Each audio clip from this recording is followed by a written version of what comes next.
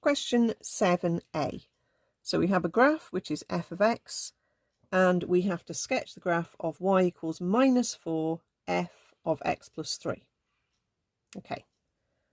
Label where it crosses the x-axis, say the y-coordinate of the point where x equals minus 3. Okay, let's see how it works. So that bit means that we are going to move the graph horizontally, and we go the opposite way to the sign that we see. So we're going to go 3 units that way. So 8, 0 is going to come back to, let's say about there, 5, 0. This point here is going to shift back to about here, which is minus 3, comma, minus 2. Okay, so yeah, it's basically where this point ends up is what it wants us to make sure we figure out. Okay, so that's that. So our graph has shifted, I'll just dot it in very lightly.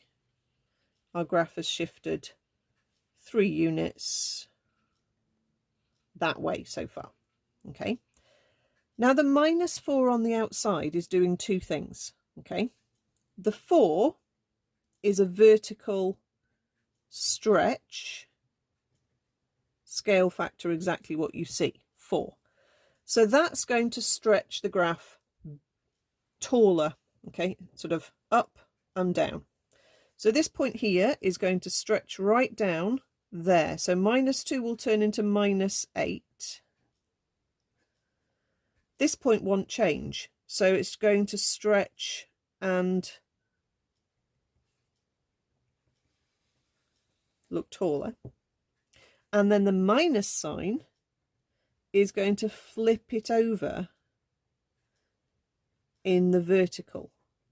Okay, it changes positive wise to negative wise, so it's going to flip it that way.